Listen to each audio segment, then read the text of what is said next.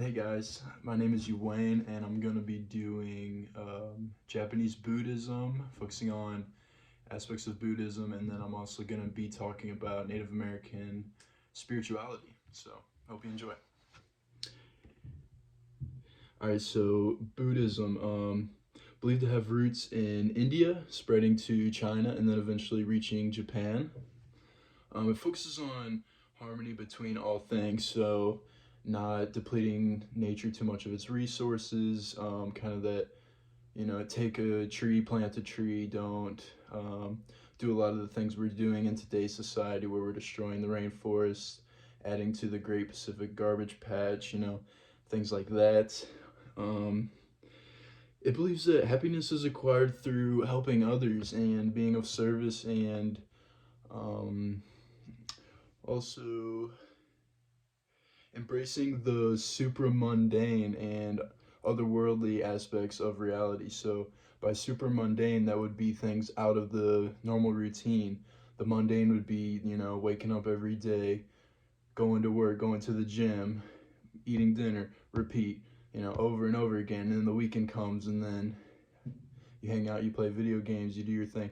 Those are the mundane aspects of reality. So, it's about kind of stepping out of that framework that we find ourselves in. Terms samsara, karma, nirvana, enlightenment. Um, Samsara is the endless cycle of death, rebirth as you incarnate. And through each incarnation, Buddhists believe that you carry karma. So your good deeds, your good actions, your good intentions will carry on into the next life and that kind of thing until you reach a state of enlightenment or nirvana, which is the blissful, egoless state where you've surpassed things like hate, jealousy, fear, anger. You've succeeded beyond all those things, so you're in a blissful state. Um, the interesting thing about Buddhism, so this dude, Siddhartha, he was a prince living in a palace, and at age 29, he decides to leave the palace and go pursue spirituality because he saw people were suffering and he believed that there's more to reality, and he went through meditation, fasting to where he almost died, all of these things. He went to the forest and just like isolated and tried to figure out the nature of reality and secrets to the universe, kind of like Jesus going into the desert, or we see a lot of these like prophets that did that kind of thing. An interesting thing within Buddhism is he said, or some Buddhist scholar said, if you see the Buddha in the street, hit him with your car, because we shouldn't be idolizing deities or beings. We should be talking about ideas, concepts, spreading love, things like that. Buddha means the awakened one. In 49 days, he was believed to become enlightened. So, pretty crazy stuff. Unprecedented. How Buddhism got to Japan. Buddhism found its way to Japan via a trade route from the Korean Peninsula to Japan. Its main focus was Zen Buddhism, which is similar to Chan Buddhism in China, and it literally translates to like meditation. Um, by the 7th century, well established in Japan, and featured temples, various orders of monks, and skilled artisans to craft beautiful wonders like that you can find in Japan.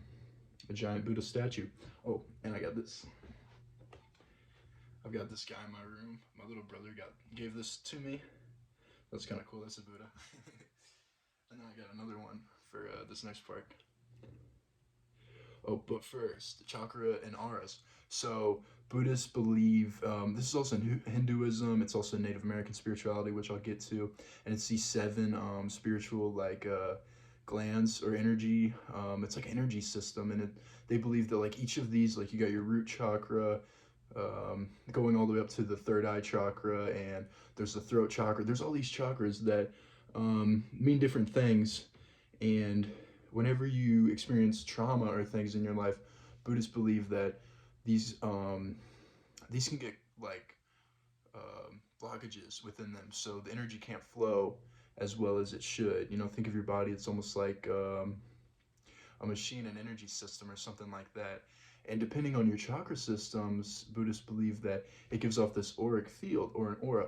So the thing with that is, if we put sensors around your body that were able to detect electromagnetic, like an electromagnetic field, we would get a reading. And we have an energy system. You know, we're thermal, heat. We give off heat signatures, things like that. So I think that's really interesting. And chakras are super fascinating, and there's a lot of stuff on those. I would like to get more into that. Native American spirituality. Let me grab this guy. Oh, all right. This I got from my grandmother, and it was my grandfather's, which I thought is really cool. It's a Native American chief, so I wanted to show that. So I got two stone statues for you guys. So Native American spirituality, the most interesting thing I found was this Sundance ceremony where the young warriors in the clan would literally, they would paint a tree, set it in the middle of this ceremonial setting, and they would all dance around there. They would first get in a sauna or like a something like that, like something that creates a lot of sweat via heat, and they would do this fasted, so days on end, no food or water, piercings in their skin attached to the middle of the ceremony. They would have like um, piercings of like tribal pattern, like things that represent the tribe. It's really crazy stuff. It's really fascinating, and they would basically dance fasted for days on end until they would reach a trance-like state, and they would claim that a spirit would walk among the ceremony, which was really interesting. And they also were into sun worship, and I talk a little bit there if you guys can read it. The Egyptians referred to the sun god as Ra, and the ancient Greeks performed rituals to honor the sun. Both cultures sharing similarities to the Native Americans and why they worship the sun. They believed that the Great Spirit was also viewed as a power, which was all encompassing and referred to as different names depending on the tribes, such as Great Mystery. So there was a lot of different names for this sort of force that they believed in, and kind of relates to like Star Wars and, like I said, the Force. And it's like this all-encompassing um, thing that connects all things. You know, you can think of it as love, an energy field. Think of like all of our laptops or phones are connected to this field that we can't necessarily see. It's kind of that same concept, and that's found in Buddhism too, where you're trying to reach enlightenment or a state of nirvana, and that state where you're just interconnected with everything and harmonious creates the most happiness and fulfillment and success in your life because you're on your journey, you're in tune, you know. Um, they also engaged in creation stories that expanded beyond just the creation of mankind, but also the relation of humans to the universe and the cosmos as a whole, and how the tribe formed. So, you know, they make up different stories and creation myths on that kind of thing. A lot of them were probably metaphorical, but maybe they had real things or encounters that they associated with it. Visionary and medicinal plants. Now, the Native Americans they would engage in peyote ceremonies, they would engage in psilocybin mushroom ceremonies, and then I have a peyote ceremony depicted right here. You can't really see it too well. The peyote's in the middle. You'd have two people taking the cactus. The cactus is actually legal. It's San Pedro, or Wachuma, I believe it's pronounced.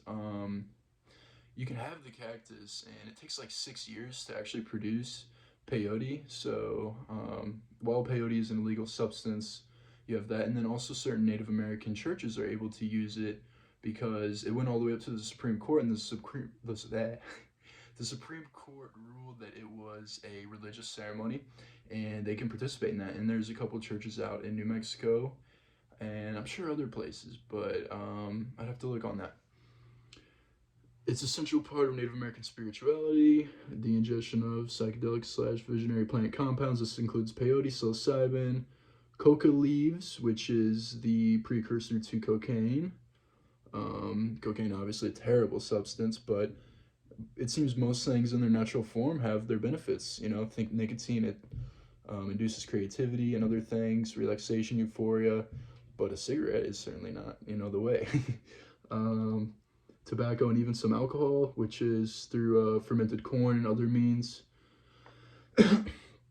A medicine man or a shaman would be able to analyze the future and make predictions for the tribe using these plant compounds. It was also used by warriors in battle to emit the feelings of hunger, fear, and thirst that may arise, probably in a lower dose, I would think, with those means. Psychedelic mushrooms containing psilocybin were referred to as God's flesh by the Aztecs and consumed in sacred rituals along with groups of Aboriginal natives in western Mexico.